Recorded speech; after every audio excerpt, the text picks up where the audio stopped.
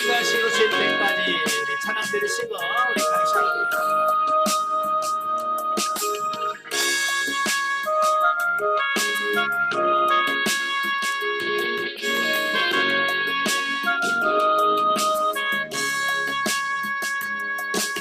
주님 다시 오실 때까지 나는 이 길을 가리라.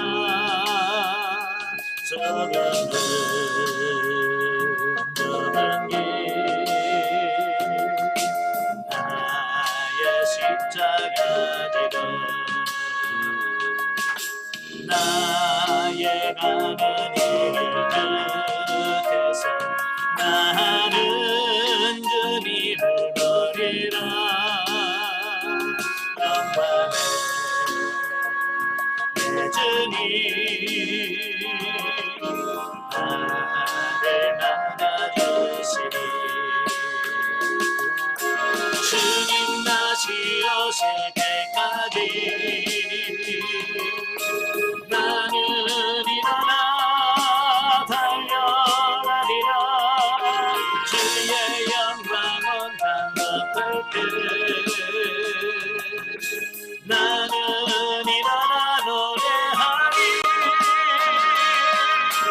내 사모하는 주님 온 세상 들으시라. 내 사모하는 주님 영광의 왕이시라. 아멘. 기도하겠습니다. 은혜로우신 아버지, 은혜와 사랑을 진심으로 감사합니다. 오늘도 우리를 사랑하셔서 귀한 시간을 허락하시고 우리 결실록의 말씀을 상고하면서 수리자 과정할 수 있도록 은혜 주셔서 감사합니다. 이 시간 성령께서 우리 지각을 열셔서 잘 깨달아지는 은혜가 있게 하시고 정말 주님 오실 날을 준비해가는 우리 모두가 될 수 있도록 도와주옵소서. 시종을 주님께 맡겨오며 예수님의 이름으로 감사하며 기도합나이다. 아멘. 예, 이 시간은 우리 141강 요한계시록 20장을 같이 보도록 하겠습니다. 자, 20장의 내용은 그 천년 왕국과 그 사단의 멸망 및 전 인류의 최후의 심판들에 대한 묵시를 말씀하고 있어요. 자, 그 중에서 이제 1절부터 10절까지 오면 이 천년 왕국과 사단의 멸망에 대해서 말씀을 해주고 있는데요. 자, 우리 요한계시록 20장 1절부터 10절을 같이 한번 보겠습니다. 다 같이. 또 내가 보매 천사가 무적행의 열쇠와 큰 쇠사슬을 그의 손에 가지고 하늘로부터 내려와서 용을 잡으니 곧 옛뱀이요 마귀요 사단이라. 잡아서 1000년 동안 결박하여 무적에게 던져 넣어 잠그고 그 위에 인봉하여 1000년이 차도록 다시는 만국을 미혹하지 못하게 하였는데 그 후에는 반드시 잠깐 노일이라. 또 내가 보좌들을 보니 거기에 앉은 자들이 있어 심판하는 권세를 받았더라. 또 내가 보니 예수를 증언함과 하나님의 말씀 때문에 목배임을 당한 자들의 영혼들과 또 짐승과 그의 우상에게 경배하지 아니하고 그들의 이마와 손에 그의 표를 받지 아니한 자들이 살아서 그리스도와 더불어 1000년 동안 왕노릇 하니 그 나머지 죽은 자들은 그 1000년이 차기까지 살지 못하더라. 이는 첫째 부활이라. 이 첫째 부활에 참여하는 자들은 복이 있고 거룩하도다. 둘째 사망이 그들을 다스리는 권세가 없고 도리어 그들이 하나님과 그리스도의 제사장이 되어 1000년 동안 그리스도와 더불어 왕노릇 하리라. 1000년이 참에 사단이 그 옥에서 놓여 나와서 땅의 사방 백성 곧 곡과 마곡을 미혹하고 모아 싸움을 붙이리니 그 수가 바다의 모래 같으리라. 그들이 지면에 널리 퍼져 성도들의 진과 사랑하는 성을 두루매 하늘에서 불이 내려와 그들을 태워버리고 또 그들을 미혹하는 마귀가 불과 유황못에 던져지니 거기는 그 짐승과 거짓 선지자도 있어 세세토록 밤낮 괴로움을 받으리라. 아멘.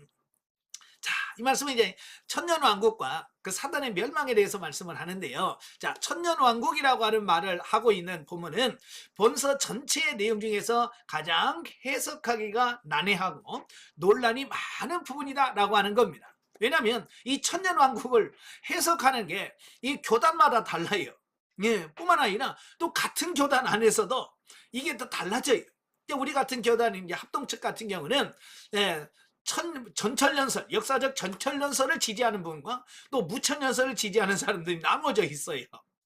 예, 그렇게 아주 참 난해하고 어려운 부분이다라고 볼 수 있어요.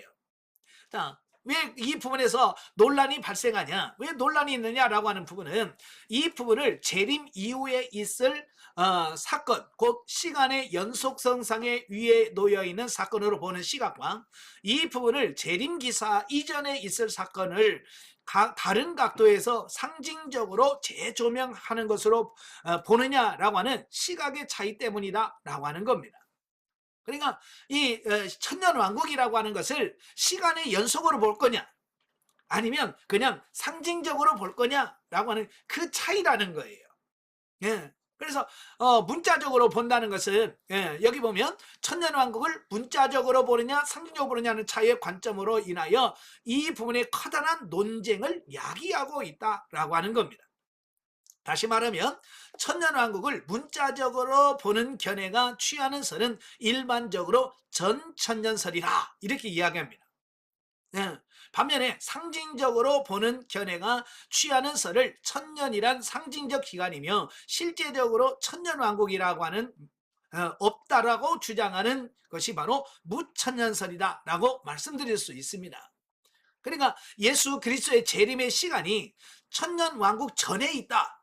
이것이 전천년설입니다. 예. 그리고 또 하나는 이제 후천년설이라고 하는데 이 예수님의 재림은 이 천년왕국이 지난 이후에 주님의 재림하신다라고 해서 전천년설, 후천년설이 또 나눠져 있어요. 참 복잡하죠. 예. 그리고 이 두 개의 견해는 모두가 성경적인 근거를 가진 견해들로서 나름대로 타당성을 가지고 있으므로 어느 것을 취하든지 문제는 될 것 없지만 성경이 기록된 하나님의 말씀이며 하나님은 자신의 말씀대로 역사하신다는 점에서 볼 때는 전천년설을 취하는 것이 바람직하다라고 할 수 있겠다라고 하는 거예요. 그러니까 뭐 전천년설을 취하든 무천년설을 취하든 이건 의미가 문제가 되지는 않는다라고 하는 거예요. 왜냐하면 다 성경에서 나온 부분이기 때문에 그래요. 문제는 뭐냐면 어떤 것을 우리가 받아들이냐에 따라서 이 말세를 준비하는 자세가 조금씩 다르다라고 하는 거예요. 자, 먼저 전천년설은 시간적으로 종말을 다루기 때문에 언제 오느냐, 주님이 언제 오느냐에 초점이 맞춰져 있어요. 그래서 언제 주님이 오실까? 여기다 초점을 맞춘다면 이제 무천년설은 뭐냐면 지금 이 세상에서 천년왕국이 진행되어지기 때문에 이것은 언제 오느냐보다는 현재 내가 어떻게 사느냐 여기다가 초점을 맞춘다는 거예요. 예, 이해가 되시죠? 예, 그러니까 전천년설은 언제 오시느냐, 주님 오시는 날에다 초점을 맞춰. 무천년설은 지금 현재의 삶에다가 더 중요하다. 예, 그래서 이 차이점이 있다라고 하는 것을 보게 됩니다. 자, 그런데 저는 이제 역사적 전천년설을 받아들이거든요. 왜냐하면 이유가 있어요. 하나님께서 역사 진행 방식, 제가 영성훈련하면서 하나님의 말씀을 쭉 강의하면서 제가 많이 말씀했을 거예요. 하나님의 역사 진행 방식 뭔지 기억나세요? 하나님이 역사를 진행하는 방식이 있어요. 그 방식이 뭐냐면 선, 예언, 후, 성취라고 하는 거예요. 먼저 하나님은 항상 먼저 예언을 하셔. 그리고 시간이 지나면 그 예언에 따라서 성취하시는 겁니다. 바로 그것이 하나님의 역사 진행 방식이에요. 예수님도 마찬가지예요. 예수님도 항상 제자들에게 미리 말씀하셔요. 꼭 당하면 말하는 게 아니고 보세요. 그래서 야, 내가 예루살렘에 올라가면 내가 죽음을 당할 거다. 이것은 예수님이 죽기 전에 이미 1년 반 전부터 제자들에게 말씀을 하시는 거예요. 아니면 예수님이 죽을 때도 안 되는 거예요. 1년 반 전부터 계속 그 얘기를 하는 겁니다. 그것도 한 번, 두 번, 세 번, 네 번씩 계속 반복해서 합니다. 왜? 그렇게 해놔야 나중에 그 일이 닥쳤을 때 제자들이 그때 주님이 이렇게 말씀하시는데 이 말씀이 그대로 이루어졌구나 라고 하는 것을 받아들일 수 있기 때문에 그런 거예요. 예. 그러니까 하나님은 항상 먼저 얘기하시고 나중에 성취하시고, 그러니까 그 일이 성취됐을 때 제자들이 그때 가서 깨닫게 되어지는 거예요. 예. 그러니까 공간복음이나 요한복음에 보면 그때는 예수님 말씀하실 때는 제자들도 못 알아먹어. 왜냐하면 아직 그 상태가 아니니까. 근데 나중에 보니까 그 말이 이 말이었구나 라고 나중에서 그걸 받아들이더라는 거예요. 자, 이런 의미에서 봤을 때 바로 이 전철연설이 성경적이지 않을까. 왜냐하면 오늘 본문에 보면 하나님께서 분명히 우리에게 천년왕국에 대해서 말씀을 하고 있다는 거예요. 그래서 이걸 상징적으로만 말씀했을까? 그러면 지금까지 하나님께서 예언한 것이 다 상징적이었을까요? 예, 물론 이제 받아들이는 입장에서는 무천년설을 받아들일 수 있어요. 그래서 예를 들어서 무천년 받아도 이단이고 전천년 받아도 정통이고 이런 말이 절대로 아닙니다. 이게 성경을 보고 이해하는 관점에서 이걸 받아들였을 때 제 입장에서는 하나님의 역사 진행 방식으로 봤을 때 전천년설을 더 성경적이다라고 보는다라고 하는 거예요. 이해가 되시죠? 예. 자, 그래서 본문의 내용을 좀 더 구체적으로 살펴보면, 자, 1절과 3절에서는 하나님께 대적하다가 하늘에서 쫓겨난 사단이 사로잡혀서 1000년 동안 무정에게 갇히게 된 사실을 말씀해주고 있습니다. 그러니까 이 사단들이 잡혀서 그 1000년 동안 무저경에 갇혀 있는 동안에, 그 사단이 무저경에 갇혀 있는 1000년 동안 성도들이 그리스도와 더불어 이 땅에서 왕노를 하시는, 왕노를 하는 그 천년 왕국이 이 땅에 개설될 것이다 라고 말씀해주고 있습니다. 물론 그 천년 왕국이 영원한 건 아니에요. 천년이라는 기간이, 정한 기간이 있고, 그 천년이 지난 이후에 사단이 잠시 놓여요. 잠시 놓였을 때 그 무정에서 나온 사단이 이제 곡과 마곡을 미혹합니다. 그래서 곡과 마곡을 미혹해서 이제 그리스도의 군대와 마지막 전쟁을 하게 돼요. 이 땅의 마지막 전쟁이 곡과 마곡의 전쟁이라고 하는 거예요. 바로 그런데 그리스도의 군대하여 패하게 돼요. 패하고 난 다음에 그들은 이제 영원한 지옥에 들어가서 형벌을 받게 된다라고 하는 말이 7절부터 10절에 나와 있습니다. 자, 이 전쟁은 이미 구약의 에스겔서 38장과 39장에서도 이미 말씀했어요. 에스겔서가 이미 에스겔도 이 곡과 마곡의 전쟁이 있을 것이다 라고 말씀해주고 있거든요. 자, 결국 이렇게 볼 때 보면은 사단이 어떠한 과정을 통해서 영원한 지옥 형벌을 받는 멸망에 이르는가를 보여주는 동시에, 그리스도 안에서 그리스도를 믿어 생명에 이른 성도들은 그리스도와 함께 승리하여 왕노를 할 것이라는 사실을 보여주고 있다. 사단은 지금 막 활개를 치고 마치 자기들 세상처럼 하지만 그 사단은 결국은 패하게 되고 망하게 된다라고 하는 거예요.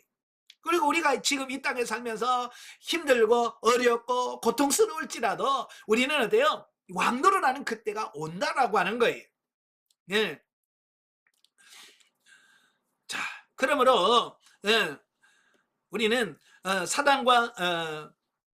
우리는 이 사실을 우리가 안다면 이제 이 세상에서 당하는 잠시 동안의 그 고통과 이 모든 것을 어떻게 해야 돼요? 이겨내고 극복해야 된다라고 말씀해주고 있습니다. 바로 이 요한계시록을 기록한 목적이 바로 그런 거예요. 왜냐하면 이 초대교회에 엄청난 박해와 핍박이 있었잖아요. 그죠? 그 박해와 핍박 속에서 많은 크리스찬들이 예수를 믿다가 그 고난이 오니까 뭐라고 그래? 너무 힘들다. 난 다시 옛날로 돌아갈래. 그래서 옛 생활로 돌아간다 그 말이에요. 그래서 그걸 방지하기 위하여 이 요한계시록을 기록해 놓은 거예요. 여러분도 마찬가지예요. 이 땅에서 살아가는 동안 힘들고 어렵지만 다시 세상으로 돌아가지 말라는 거예요. 믿음으로 승리하라는 겁니다. 그래서 성도는 세상에 잠시 권세를 잡다가 멸망할 악을 쫓지 말고 고난 속에 있을지라도 용기와 희망과 인내를 잊지 말고 그리스도를 쫓아야 한다라고 하는 것을 교훈해주고 있다라고 하는 거예요. 이것이 뭐라고 그랬어요? 계시록의 기록 목적이다. 네. 기록한 목적인 거예요. 네. 그래서 많은 분들이 이 계시록을 읽으면서 너무 무섭다라고 얘기해요. 예, 심지어는 무서워서 못 읽겠다라고 하신 분들이 많이 있어요. 저도 옛날에 그랬거든요. 초등학교 때 이 계시록의 종말론 강의를 듣고 요한계시록을 읽어보는데 너무 무서운 거예요. 예? 막 하늘에서 막 인재앙, 나팔재앙, 막 대접재앙이 있죠. 막 이런 것을 들으면서 너무 불안한 거예요. 예. 그런데 이제 조금 성장해서 이 요한계시록을 바라보니까 이제 그런 말이 아니더라는 거예요. 그 세상에서 살면서 고난과 어려움과 어떤 고난 속에 있는 사람들에게 용기와 희망을 주고 조금만 참어. 네. 이 세상의 악한 세력들이 영원하지 않아. 금방 끝나. 라고 하는 것을 우리에게 가르쳐 주고 있다라고 하는 거예요. 그러니까 믿는 사람들에게 뭐냐면 소망을 주는 책이다. 아시겠죠? 그러니까 보는 관점을 우리가 바꿔야 된다라고 하는 거예요. 예. 그러니까 보통 저희 선배들은 그랬어요. 항상 이 요한계시록을 강의하면 그냥 평범하게 강의하면 사람들이 시시하다고 그래. 예. 왜냐면 워낙 강한 MSG를 먹었거든요. 그래서 옛날에 같은 막 666하고 막 죽는다 막 그러고 막 뭐 바코드 받으면 죽는다 막 그러면서 너무 뭐라고 그러세요? 예. 협박이라고 할까요? 좀 뭐 무섭게만 얘기했거든요. 예, 그래야 사람들이 경각심을 갖고 예수 믿어야겠구나 라고 생각할 거라고 생각해서 너무 강하게 말씀했다 그 말이. 그래서 지금은 계시록 말만 들어도 이거 무서워요 라고 말한다라고 하는 거예요. 아마 그렇게 말씀하신 이유는 계시록을 잘못 이해했다라고 볼 수밖에 없어요.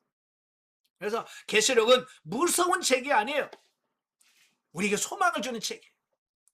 예, 그러니까 이 당시에 보면 이 계시록을 기록할 당시에만 봐도 그 로마 황제가 누구였냐면 도미티아누스라는 황제예요. 네. 이 도미티아누스는 네로와 더불어서 이 기독교를 굉장히 박해한 사람 중에 한 사람이에요. 이 도미티아누스에 의해서 이 사도 요한이 붙잡혀서 반모라는 섬으로 유배가 되어지죠. 네. 그만큼 이 엄청난 핍박을 받고 있다라고 하는 거예요. 그때에 하나님이 뭐예요? 야, 이런 거 보지 마. 네. 그 도미티아누스 오래 가지 않아. 금방 죽을 거야. 네, 라고 하는 것을 가르쳐 주는 거예요. 그러니까 도미티아누스가 죽는다라고 하는 말은 사단의 세력이 금방 무너질 거다라고 하는 것을 예표적으로 보여준 거예요. 예, 그러니까 그 상황 속에서 우리가 힘들다고 포기하지 말고 끝까지 하나님을 믿으라라고 하는 거예요. 자, 우리가 보면 이 화초를 키울 때에 이 하우스 온실 안에서 키우는 화초가 있고 야생에서 비바람을 맞으면서 자란 화초가 있어요. 누가 더 강할까요? 예, 물어보나 말하잖아요. 그죠? 예, 온실 속에 자란 화초는 아주 멋있고 키도 크고 화려할 수 있어요. 그런데요, 여름에 태풍 불어서 비닐하우스 확 찢어지면 어떻게 될까요? 그냥 비바람에 휙 넘어져서 다 쓰러져서 죽을 거예요. 예. 근데 그 야생에서 자란 화초는 어때요? 비바람을 맞고 자랐습니다. 밤에 춥고 막 이런 걸 다 맞췄습니다. 그래서 어지간하면 안 얼어주고, 그죠? 어지간한 비바람에도 끄떡도 안 해. 하나님께서는 지금 여러분들을 온실에서 자란 화초로 키우길 원하지 않으셔요. 이해가 되시죠? 예. 힘들고 어렵지만 자연에서 각가지 비바람을 맞으면서 어떤 환경에서도 부러지지 않고 지지 않고 펴있는 야생화를 원하신다 그 말이에요. 그래서 여러분 지금 고난 받는 걸 감사하십시오. 그래서 고난이면 나는 야생화지 할렐루야 그러셔야 돼. 아시겠죠? 예. 자, 그 다음에 11절부터 15절까지 보면 최후의 심판에 대해서 말씀을 하고 있어요. 자, 11절부터 15절 우리 같이 한번 읽겠습니다. 또 내가 크고 흰 보좌와 그 위에 앉으신 이를 보니 땅과 하늘이 그 앞에서 피하여 간데 없더라. 또 내가 보니 죽은 자들이 큰 자나 작은 자나 그 보좌 앞에 서 있는데 책들이 펴 있고 또 다른 책이 펴졌으니 곧 생명책이라. 죽은 자들이 자기 행위를 따라 책들에 기록된 대로 심판을 받으니 바다가 그 가운데서 죽은 자들을 내주고 또 사망과 음부도 그 가운데 죽은 자들을 내주매 각 사람이 자기 행위대로 심판을 받고 사망과 음부도 불못에 던져지니 이것은 둘째 사망 곧 불못이라. 누구든지 생명책에 기록되지 못한 자는 불못에 던져지더라. 아멘. 자, 보면은 이제까지 언급한 내용들을 총정리한 내용이라고 할 수 있어요. 그러니까 모든 악의 세력이 최종적으로 심판을 받는다라고 하는 내용이죠. 즉, 이 세계에서 악이 완전히 진멸되는 일명 백보자 심판이라고 하는 최후의 심판이 집행되려고 하고 있는 모습을 보고 있습니다. 자, 요한이 묘사하고 있는 이 최후의 대심판 장면은 매우 간략해요. 예, 다 해봐야 5절밖에 안 돼요. 마지막 심판에 대해서 5절밖에 말씀하고 있지 않아요. 그런데 그 간략한 묘사 속에는 인간이 도저히 상상할 수 없는 위험과 엄수감과 엄정함이 담겨져 있다라고 하는 겁니다. 자, 여기서 흰 보좌 또는 백보좌라고 하죠. 크고 흰 보좌로 심판이 있는데 여기서 하얗다, 희다라고 하는 말은 뭘 상징하냐면 정결하다, 순결하다, 깨끗하다 그런 뜻이에요. 자, 다시 말하면 이 하나님께서 마지막 심판하는 이 백보자 심판은 불이나 공정이나 불공정이나 이런 게 하나도 없는 정말로 완벽한 클린 깨끗한 심판이다라고 하는 것을 말씀해주고 있습니다. 지금 우리가 지금 사는 세상에 보면 이 재판하는, 특별히 정치인들 재판하는 걸 보면 어때요? 깨끗한가요? 공정한가요? 불공정해요. 이 누가 정권을 잡아내려서 반대파는 완전히 죽고 자기 파들은 그냥 살아나고요. 뭐 무혐의 처리가 되는 거예요. 이 세상은 공정한 재판이 아니. 그러니까 재판 끝나면 항상 반대편에서는 불만을 이야기하죠. 근데 하나님의 재판은요, 흰 보좌는 그걸 제시할 수가 없어요. 왜? 완벽하고 깨끗한 심판이 있기 때문에 그렇다라고 하는 것을 이 색깔로 보여주고 있습니다. 또 이 백보자 심판은 굉장히 엄정하고 엄숙합니다. 자, 왜 그럴까요? 이 백보자 심판은 어찌 보면 마지막 재판이란 말이에요. 마지막 재판. 자, 우리나라는 3심제를 취하고 있잖아요. 3심. 지방법원, 고등법원, 대법원. 뭐 요즘에는 4심제까지 헌법소원까지 하자 뭐 이렇게 나오는데요. 하여간 3심제입니다. 물론 모든 재판이 중요하지 않는 재판이 없겠죠. 그죠? 1심도 중요하고 2심도 중요하지만 어찌 보면 가장 중요한 게 뭐냐면 3심, 대법원의 심판이 제일 중요합니다. 왜냐하면 대법원의 심판에서 끝나겠거든요. 그러니까 1심에서는 혹시 잘못하더라도 2심에서 뒤집힐 가능성이 있잖아요. 그죠? 예, 그런데 이 세 번째 대법원에서 한 판정은 이제 더 이상 바꿀 수가 없어요. 그것은 끝이에요. 네, 그러니까 대법원은 더 신중할 수밖에 없고 엄격할 수밖에 없는 거거든요. 마지막이 백보자 심판이 마지막 심판이기 때문에 하늘에서도 아주 엄격하게, 왜냐하면 거기서 억울하면 어떻게 돼요? 이제 바꿀 수가 없어. 영원한 억울하게 되는 거예요. 뭐 세상처럼 뭐 억울해도 뭐 1, 2년 더 감옥살이 하고 나오면 끝나는 정도가 아니에요. 이건 한번 들어가면 더 이상 이제 나올 수가 없어요. 그렇기 때문에 신중할 수밖에 없고 엄격할 수밖에 없다라고 하는 것을 보여주고 있습니다. 자, 그래서 최후의 대심판의 위엄은 심판자가 앉으신 거룩하고 정결한 보좌에서 나타나고, 엄숙함은 그 위엄 앞에서 사라져 없어진 하늘과 땅을 통해서 드러난다. 그리고 엄정함은 그 누구도 이론을 제기할 수 없도록 정확하게 기록된 행위책과 생명책에 의하여 확정되어진다라고 하는 겁니다. 자, 여기서 하나님의 그 보좌 앞에 두 책이 있대요. 하나는 뭐냐? 여러분이 이 땅에 살면서 행한 모든 것들을 다 기록해 놓은 행위록이 있다는 거예요. 그 행위록에 의해서 여러분을 심판하실 거라고 말이에요. 어때요? 여러분 행위록에 지금 뭐가 기록되어 있을 것 같아요? 맨날 범죄하고 타락하고 하나님 그럴 수 있습니까? 원망하고 불평하는 것만 줄줄이 기록되어 있다면 나중에 그걸 다 이제 여러분 앞에서 낱낱이 그게 직고된단 말이에요. 그때 얼굴 들고 어떻게 하나님 얼굴 쳐다보겠습니까? 부끄러워서. 그래서 여러분 잘 살아야 된다는 이유가 바로 그런 거예요. 어떤 분은 뭐 우리는 심판 안 받을 거라고. 아니요. 이 세상에 있었던 존재했던 모든 사람들은 다 심판을 받습니다. 영성훈련을 받든 안 받든 목사건 장로건 집사건 권사건 상관없어요. 이 땅에 있는 모든 사람들은 이 백보자 심판을 받게 돼 있어요. 그러니까 심판받지 않을 거라고 생각하는 것은 착각인 거예요. 그러니까 우리가 그 심판을 바라보면서 잘 살아야 되겠다라고 하는 겁니다. 그리고 나중에 가서 우리가 하나님 그거 아닌 것 같은데요 라고 말 못해. 요즘에도 이제 과학수사라고 그러잖아요. 그죠? 그래서 아니라고 막 하다가 블랙박스 딱 보여주면 어떻게 해요? 꼬리 내리죠. 예, 확실한 증거 앞에서는 뭐 어떻게 할 수가 없잖아요. 그죠? CCTV나 뭐 이런 걸 다 보여주면 어떻게 할 수가 없어. 하나님도 마찬가지예요. 하나님 그거 아닌 것 같은데요? 그래? 그 행위록을 딱 보면 네가 몇 월 며칠 몇 시 몇 분에 너 이랬지 이랬잖아. 그러면 반론할 수 있는 이런 게 없더라라는 거예요.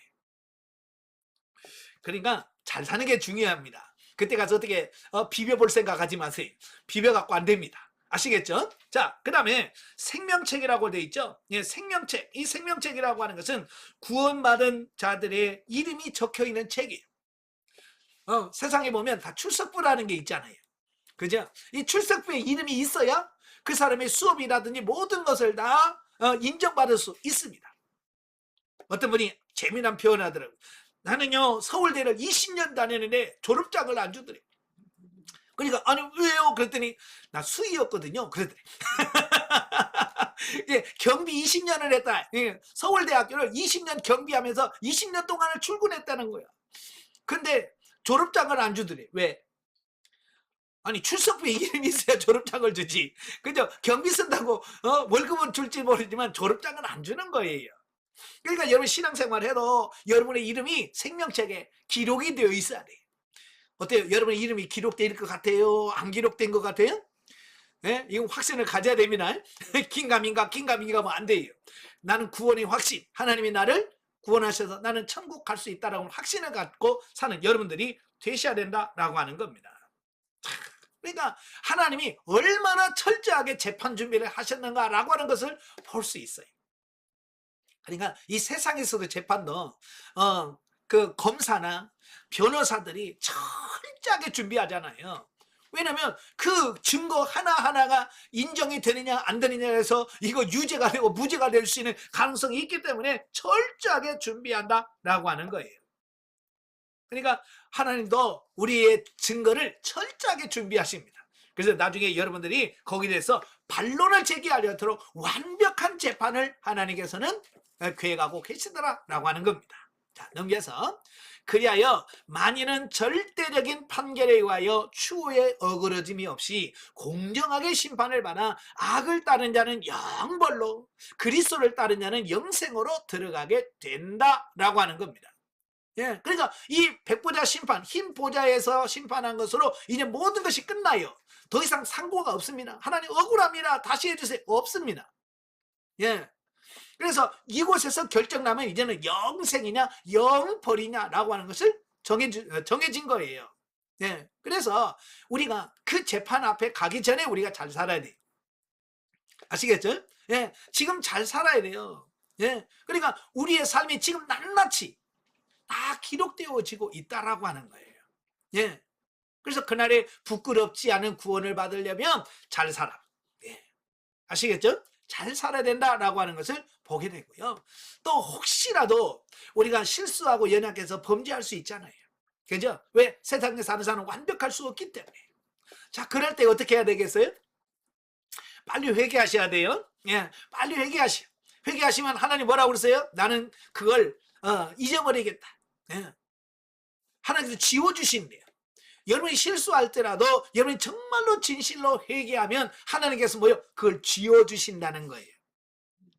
아시겠죠? 그러니까 여러분들이 죄 짓지 않은 게 최선이고 혹시라도 여러분이 실수로 범죄하면 반드시 회개해야 된다.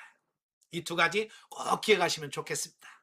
자, 한편 보면은 마지막 최후의 심판 때에는 이 땅에 살았던 모든 인간의 육신이 부활하여 심판대 앞에 설 것이라는 내용과 그 이름이 생명책에 기록되지 못한 자들은 육신의 죽음 이후에 한 번 더 영원히 죽는 둘째 사망에 처해진다는 사실을 암시해주고 있다라고 하는 겁니다. 자, 우리가 이 땅에서 부활이 있고 사망이 있어요. 그래서 예수 믿는 사람은 두 번 태어나서 한 번 죽어요. 근데 예수 안 믿는 사람은 한 번 태어나서 두 번 죽어요. 이 차이가 있어요. 그러니까 오늘 보면 이제 첫째 부활이요, 둘째 부활이란 말이 있잖아요. 그죠? 바로 이제 첫째 부활은 뭐냐면 예수님께서 재림하실 때 그때 믿는 자들, 구원받을 자들이 그때 부활합니다. 이걸 첫째 부활이라고 그래요. 그래서 구원받지 못한 사람들은 이 첫째 부활에 동참하지 못해요. 예. 그 다음에 둘째 부활이 있어요. 둘째 부활은 뭐냐? 이 백보자 심판하기 전에, 백보자 심판 전에 바로 그때 부활한 사람들이 있어요. 이거 뭐냐? 구원받지 못한 자들. 구원받지 못한 자는 둘째 부활에 참여하게 돼요. 그래서 저와 여러분들은 어느 부활에 참여해야 됩니까? 예. 둘째 부활하면 안 돼요. 예. 둘째 부활은 이게 생명이 아니라 사망이에요. 첫째 부활에 동참할 수 있어야 돼. 예. 그래서 우리는 두 번 태어난다고 그랬잖아요. 엄마의 몸에서 첫 번째 태어납니다. 그죠? 이게 첫 번째 태어난다고 그러고요. 그 다음에 내가 예수 그리스도를 믿고 내 영이 태어나. 이걸 중생한다, 거듭났다라고 표현하는 겁니다. 그래서 우리는 믿는 사람은 두 번 태어나. 부모에게서 태어나고 영적으로 태어나고. 그래서 죽으면 한 번만 죽어. 네. 자, 그런데 예수 안 믿는 사람은 부모에게서 한 번 태어나죠. 그죠? 한 번 태어나. 그 다음에 육신의 죽음. 그 다음에 이 둘째 사망에 참여하게 돼. 그래서 믿지 않는 사람은 한 번 태어나서 두 번 죽는다라고 하는 것을 보게 되어집니다. 예. 자, 그리고 이러한 사실과 더불어 보면은 최후의 대심판이 있기 전에 현 우주는 완전히 붕괴될 것이라는 사실을 우리에게 알려주고 있습니다. 예, 지금 우리가 살고 있는 이 하늘과 땅은 다 그때 형체도 없이 사라질 거라는 겁니다. 즉 우리가 현재 거하고 있는 현 우주는 최후의 심판 이전에 완전히 붕괴되고 최후의 심판은 그 뒤에 행하죠. 의인과 악인은 백보자 심판의 결과에 따라서 현 우주의 붕괴 뒤에 조성되는 새하늘과 새 땅 안의 천국과 영원한 불못 지옥으로 각기 들어가게 된다는 것을 본문에서 시사해주고 있다라고 하는 거예요. 즉 본문은 우리가 익히 알고 있는 그대로 최후까지 구주 되시는 그리스도를 믿지 아니하고 악을 행하는 자들은 영원히 되돌이킬 수 없는 무서운 심판을 당하게 된다는 것을 명확하게 보여주고 있다. 그러므로 이와 같이 그리스도를 믿지 아니하고 그 뜻대로 행하지 않는 자들에게는 심판이 있을 것이라는 말씀을 듣고 경고받은 우리는 그러한 무서운 심판에 결코 빠지지 않도록 우리의 목숨이 다하는 날까지 그리스도를 믿는 믿음을 굳게 잡고 그 믿음 안에서 주님이 가르친 것을 지켜 행해야 되겠다라고 하는 거예요. 네, 그러니까 지금 우리가 사는 이 현재적인 삶이 굉장히 중요합니다. 왜냐하면 지금 우리가 살고 있는 이 현재적인 삶이 이 심판대 앞에서 어떤 심판을 받느냐라고 하는 것이 결정되어지기 때문에 그렇습니다. 그러니까 우리가 이 땅에 살아있는 동안 좀 더 변화되고 좀 더 영적으로 성장하고 성숙해서 좀 더 하나님의 일을 많이 하는 예수님을 닮아가는 우리들이 되어야 되겠다라고 하는 거예요. 아시겠죠? 그러니까 영성을려도 내년을 미루면 그만큼 내가 미뤄지는 거예요. 그러니까 미루지 말고 항상 지금 바로 실천하고 사라지는 여러분 되시기를 바랍니다. 자, 오늘 이제 성경 계시 발전사적 이해를 보면 오늘 천년 왕국에 대해서 같이 보려고 그래요. 자, 4절에 보면 이 천년 동안 왕노를 하겠다라고 하는 그 말씀이 나오게 되거든요. 자, 천년 왕국이라고 하는 말을 국어 사전에 보면 이렇게 되어 있어요. 재림하신 예수님께서 지상에 그의 왕국을 세우시고 최후의 심판이 있기까지 천년 동안 다스리는 나라를 말한다. 예, 그러니까 예수님이 재림하셔서 이 땅에서 천년 동안 왕노를 하면서 다스리는 그 나라를 천년왕국이라고 말한다라고 하는 겁니다. 자, 그런데 이 천년왕국이라고 하는 안에는 크게 세 가지 천년설이 있습니다. 전천년설이 있고 후천년설이 있고요, 무천년설이 있습니다. 자, 이걸 이제 한번 이해하기 쉽게 우리 천년설을 보면, 첫째 전천년설, 그 다음에 두 번째 후천년설, 세 번째 무천년설. 이 세 가지가 있어요. 자, 이 천년설과 후천년설의 차이는 뭐냐면, 자, 예수님의 이건 역사 진행이고요, 예수님의 재림이 그 천년왕국, 이게 천년왕국의 기간이라고 한다면, 이 천년왕국 전에 예수님이 재림하느냐, 이건 전천년설이에요. 예수님이 이 천년왕국 전에 오신다, 이게 전천년설입니다. 반대로 예수님의 재림이 이 천년왕국이 끝난 이 시점에 임하신다, 재림하신다, 이건 후천년설입니다. 이해가 되시죠? 그래서 천년왕국 전에 있느냐, 예수님이 재림하느냐, 천년 후에 오느냐에 따라서 전천년설과 후천년설을 지지하는, 말씀하는데, 지금은 이 후천년설을 지지하는 사람은 거의 없습니다. 그러면 무천년설은 뭐냐? 이 무천년설은 이 천년왕국이라고 하는 것은 실제가 아니라 그냥 상징적이다, 모형이다. 자, 이렇게 주장하는 거예요.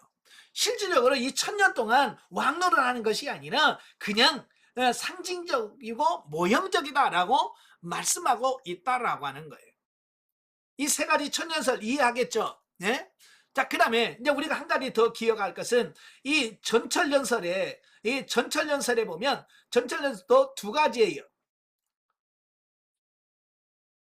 전천년 두 가지입니다. 첫째가 뭐냐? 역사적 전천년설. 두 번째, 세대주의적, 세대주의 전천년설. 이 두 가지가 있어요. 자, 이 차이는 뭐냐? 위에서 말한 것처럼 이 천년왕국이 있어요. 이 천년왕국 전에 예수님이 재림하신다고 그랬잖아요, 그죠? 천년왕국 전에 예수님이 재림하신다, 이게 전천년설이라고 그랬죠. 그런데 이 전천년설 중에서 예수님의 재림이 이 7년 대환란, 이 7년 대환란 전에 예수님이 오느냐, 7년 대환란은 끝나고 주님이 오시느냐, 요 차이예요.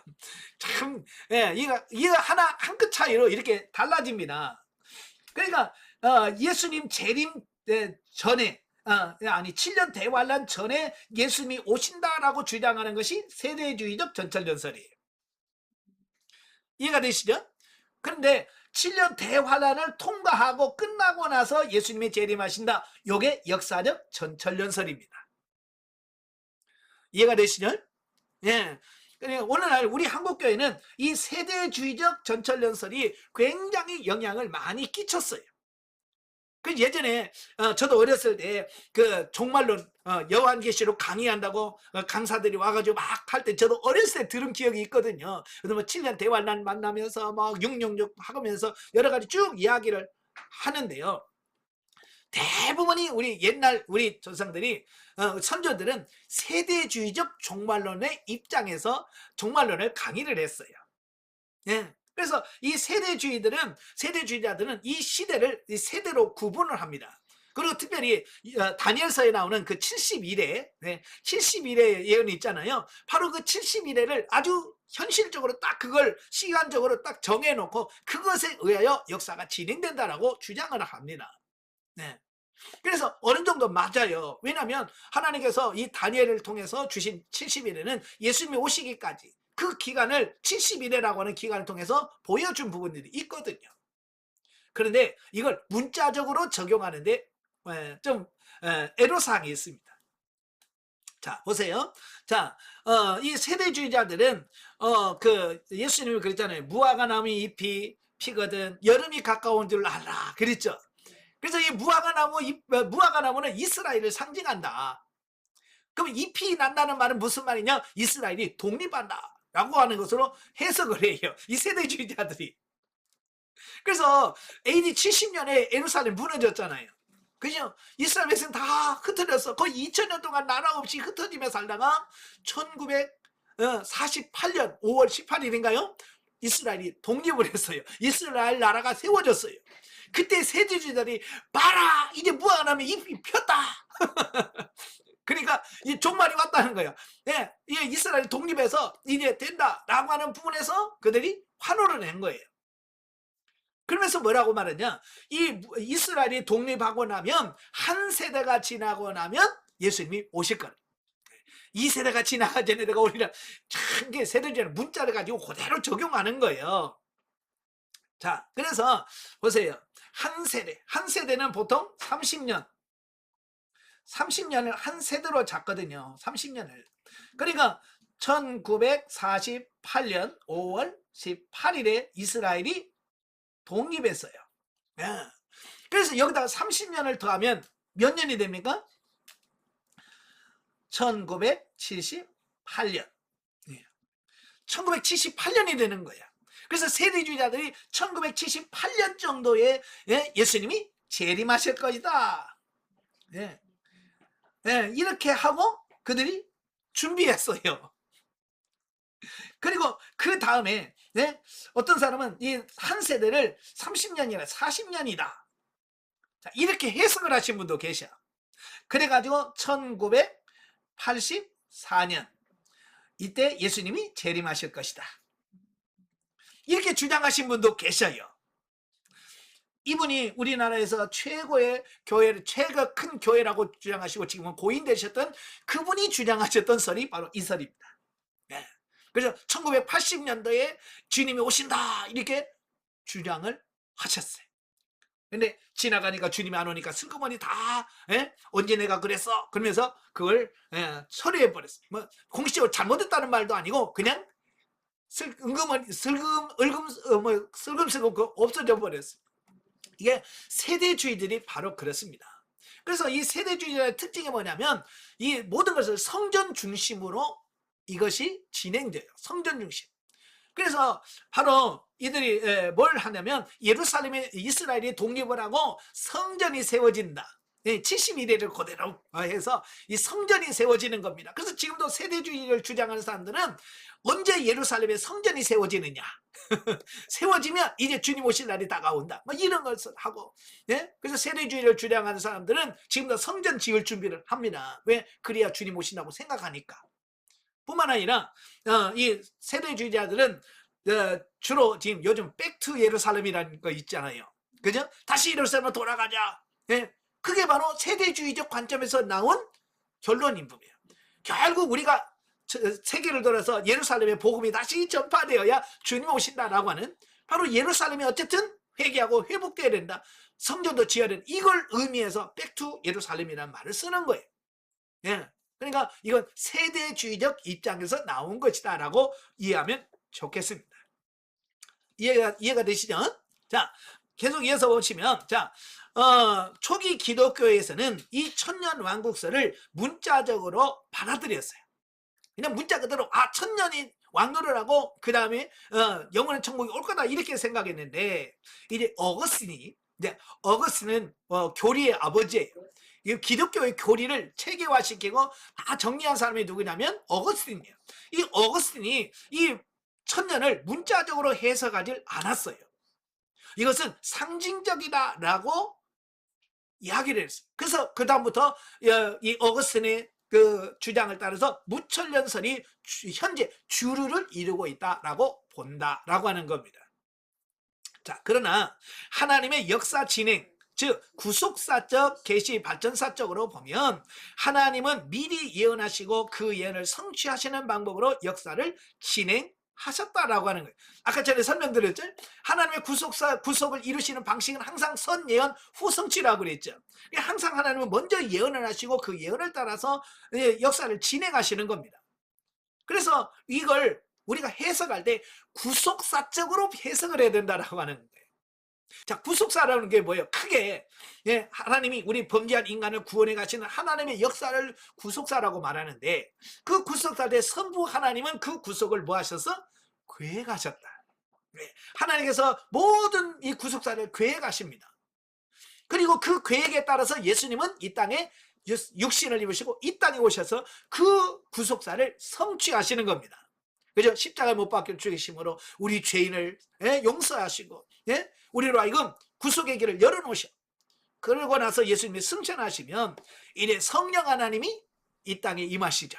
그죠? 성령 하나님이 이 땅에 임하셔서 그 예수님이 이루시는 그 구속을 각 사람에게 적용하시고 완성을 시켜가는 것이 이 구속사적인 부분인 거예요. 바로 이런 부분으로 우리가 이해를 하셔야 된다라고 하는 거예요. 그래서 보면 여자의 후손이라고 창세기 15장에 3장 15절에 보면 범죄하자마자 여자의 후손을 통해서 구원을 예시해 주었잖아요. 그죠? 그 여자의 후손이 아브라함의 씨로, 그 다음에 아브라함의 씨에서 유다 자손으로, 또 유다 자손 중에서 다윗의 자손으로 이렇게 점점 확장되어 있으며 다윗의 자손으로 예수님이 오셨다. 이게 전부 다 구속사적 관점에 쫙 보는 거잖아요. 자, 이런 측면을 봤을 때 여기서 천년설은 단순한 상징이 아니라 실제적으로는 천년이 될 것이다 라고 우리가 받아들일 수 있다라고 하는 겁니다. 이해가 되시죠? 이런 증거가 없으면, 성경의 근거가 없으면 그냥 하나의 썰에 불과할 수밖에 없어요. 그러나 저는 성경을 보는 관점과 역사관을 바라봤을 때 이게 전천년설이 더 성경적이다라고 본다라고 하는 거예요. 아까도 말한 것처럼 무천년설 주단하도 이단 아닙니다. 너 잘못돼서 그런 게 아니라 그냥 보는 관점인 거예요.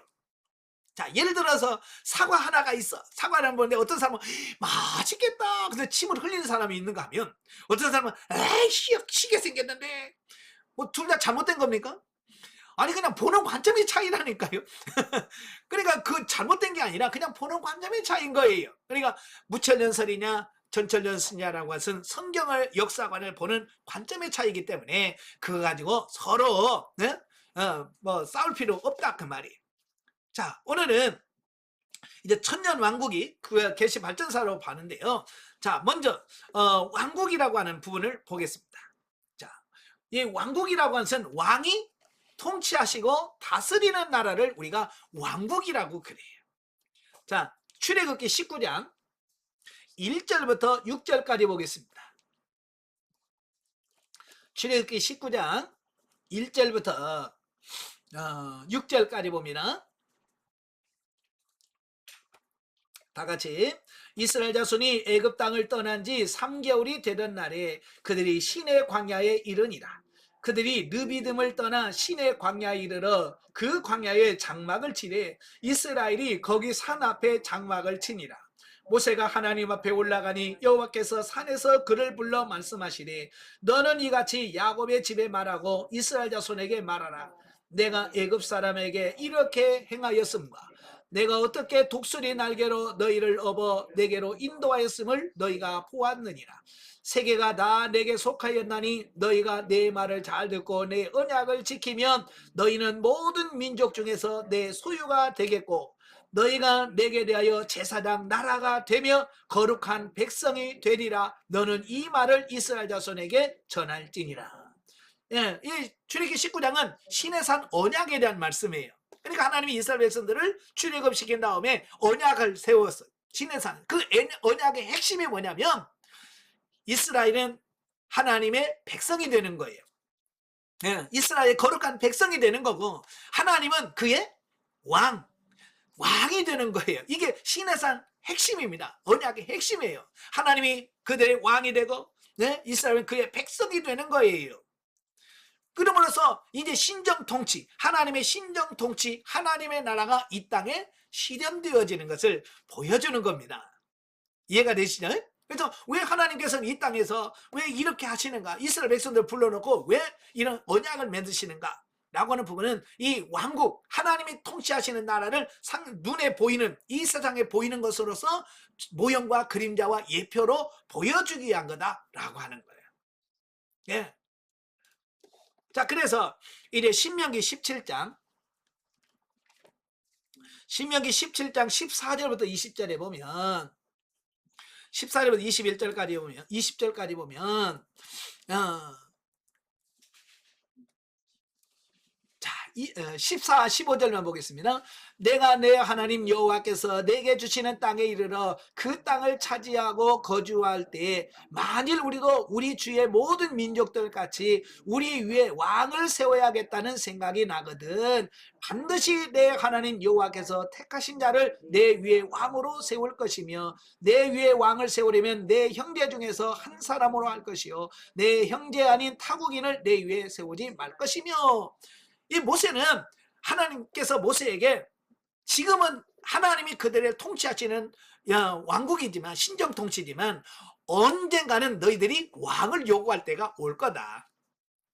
그때 너희들에게 왕을 세울 텐데 그 왕을 세워도 니네 마음대로 세우지 말고 하나님께서 택한 자를 세워서 왕으로 삼아라. 예. 자, 그래서 이스라엘의 왕국을 세우실 것을 말씀해 주고 있어요. 자, 그러면서 그 말씀이 언제 성취가 되느냐? 사무엘상 8장. 네, 사무엘상 8장에 보면 사무엘상 8장 4절부터 9절까지 보면 예. 8장 4절부터 9절까지 보시면 자, 이스라엘 백성들이 뭐요? 라마에 있는 사무엘에게 찾아와서 뭐라고 그래요? 당신은 늙었고 당신의 아들은 우리가 봐도 그렇더라. 그러니까 우리를 다스릴 왕을 세워달라 라고 요청을 합니다. 그러니까 신명기에서 이미 하나님께서는 말씀하셨잖아요. 언젠가는 너희들이 왕을 요구할 거다. 그러니까 미리 모세가 이 왕을 세우기 전에 몇 년도예요? 한 400년 전에 400년 전에 이 말씀을 하신 거예요. 미리 아시고 다 말씀을 해놓으신 겁니다. 예, 그래서 하나님께서는 그들의 요구를 따라서 누구를 세우시냐면 사울을 왕으로 세웁니다. 예, 하나님께서 사울을 선택하시고 그를 왕국으로 세우심으로 말미암아 이제 하나님의 나라의 왕을 세운 그 천년 왕국에 대한 하나의 모형과 예표로 세우셨다라고 하는 것을 보게 돼요. 자, 그 다음에 사무엘하 7장 1절. 사무엘하 7장 1절에 보면 7장 1절부터 17절까지 보면 뭐 기니까 다 보지는 못하겠고요. 자, 여기서 보면 이걸 우리가 보통 다윗의 언약이라고 얘기해요. 네, 다윗의 언약은 뭐냐면 다윗이 하나님의 성전을 지으려고 하니까 하나님께서 나단 선지자가 뭐라고 야 다윗에게 가서 성전 짓지 말라고 해라. 네. 성전을 짓지 마라. 그런데 내가 성전을 지으려고 하면 그 마음이 내가 가상하다. 그래서 뭐라고 그래? 내가 너의 후손을 영원히 왕위를 이어주게 하겠다라고 이 다윗 왕국을 세워주실 것을 하나님이 약속하셔요. 예. 바로 그 다윗의 그 약속, 예. 언약의 약속이 누구를 통해서 성취되냐면 바로 예수 그리스도를 통해서 성취가 되어진다는 그 말이에요. 그래서 구약에서는 바로 다윗의 언약, 그 다음에 이사야서 9장 1절, 이사야서 9장 1절부터 7절까지 보면 이제 평강의 왕이 세워질 것에 대한 말씀을 합니다. 자 6절 7절만 보겠습니다. 이는 한 아기가 우리에게 낳고 한 아들을 우리에게 주신 바 되었는데 그의 어깨는 정사를 메었고 그의 이름은 기묘자라 모사라 전능하신 하나님이라 영존하시는 아버지라 평강의 왕이라 할 것임이라. 그 정사와 평강의 더함이 무궁하며 또 다윗의 왕자와 그의 나라에 군림하여 그 나라를 굳게 세우고 자금 이후로 영원히 정의와 공의로 그것을 보존하실 것이라. 만군의 여호와의 열심히 이를 이루시리라.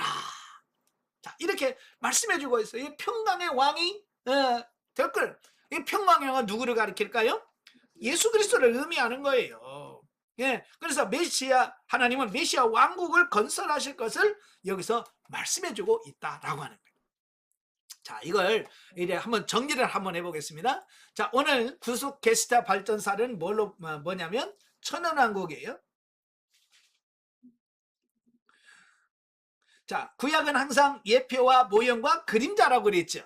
네, 그래서 이 천년왕국을 하나님께서는 뭘로 말씀하시냐면, 뭘로 처음에는 하나님이 통치하시는 신정 통치로 이것을 예표와 모형과 그림자로 말씀해 주셨어요. 이걸 신의 산 언약이라고 그래요. 네, 신의 산 언약을 통해서 이걸 말씀해 주시는 겁니다. 그 뒤로 하나님께서 신명기에서 뭐예요? 왕을, 인간의 왕, 네, 사람의 왕을 세우실 것을 말씀하셔요. 그 다음에 세 번째, 사울을 왕으로 세우죠. 그죠? 사울을 왕으로 세우면서 이게 실제적으로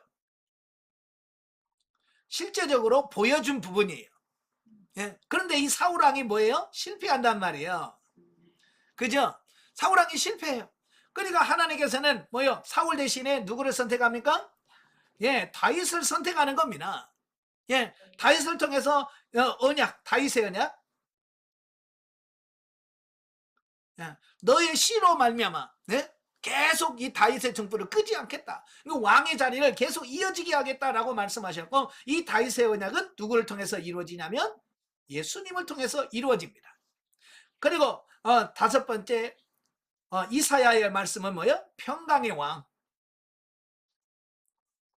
평강의 왕은 누구를 가리켜요? 바로 만왕의 왕 대신 예수님을 가리킨다라고 하는 겁니다. 그러니까 구약에서는 이 하나님의 통치, 다스림을 바로 이렇게 이런 모형과 예표와 그림자로 우리에게 보여주고 있다라고 하는 거예요. 네. 자, 그리고 이제 신약 시대에 오면 이제 마태복음 6장 13절, 마태복음 6장.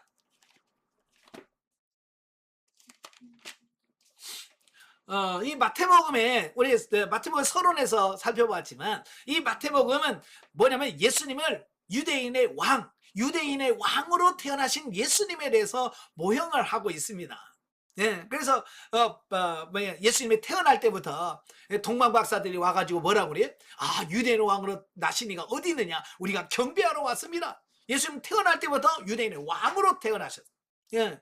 그리고 그가 계속 왕으로서 사역을 하시고요. 6장 13절 보겠습니다. 6장 13절 다 같이, 우리를 시험에 들게 하지 마오시고 다만 악에서 구하옵소서.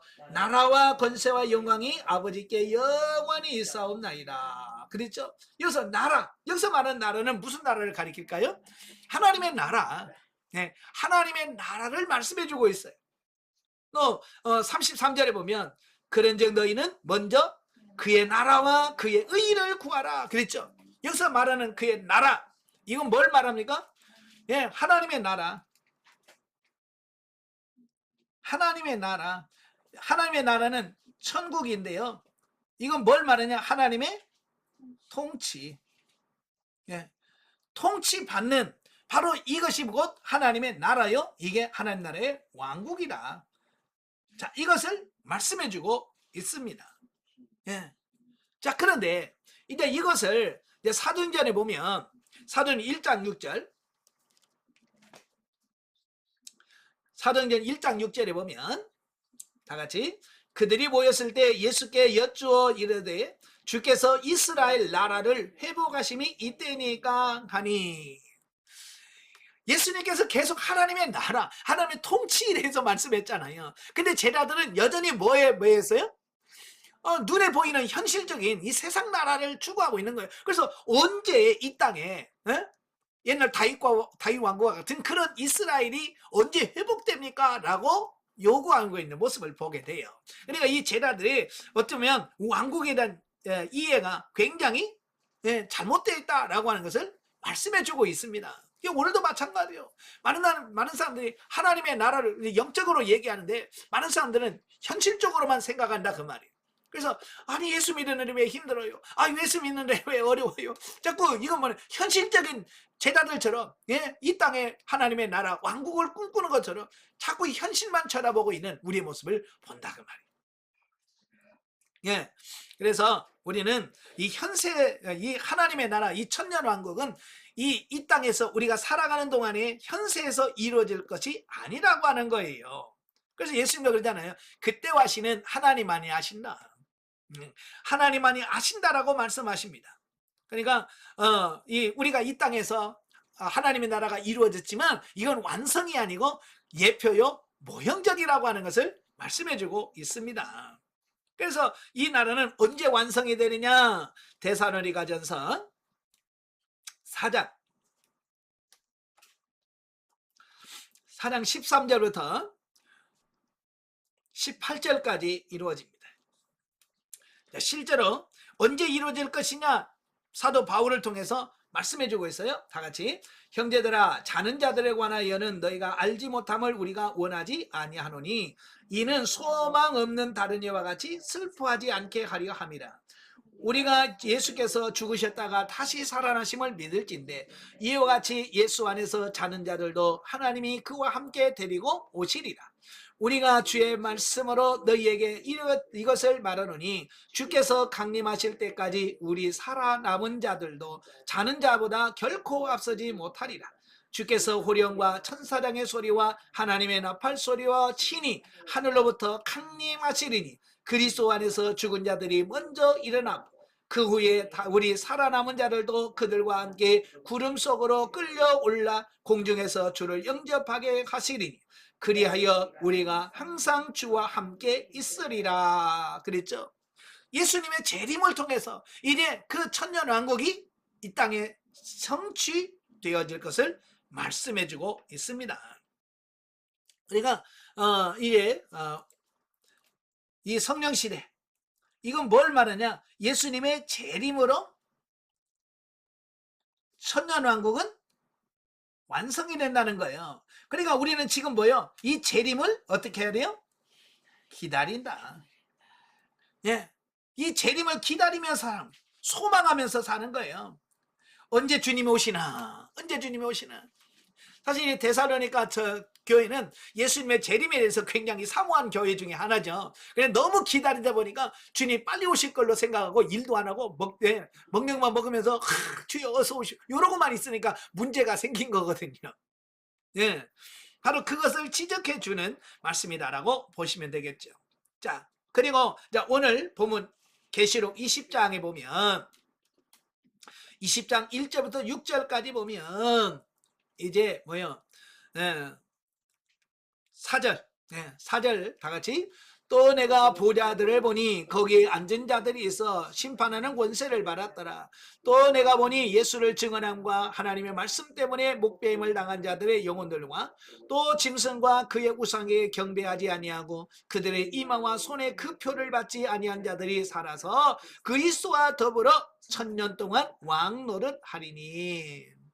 바로 이 예언되어졌던 모든 부분들이 어때요? 이제 완성이 되어진다는 거예요. 네, 완성. 언제?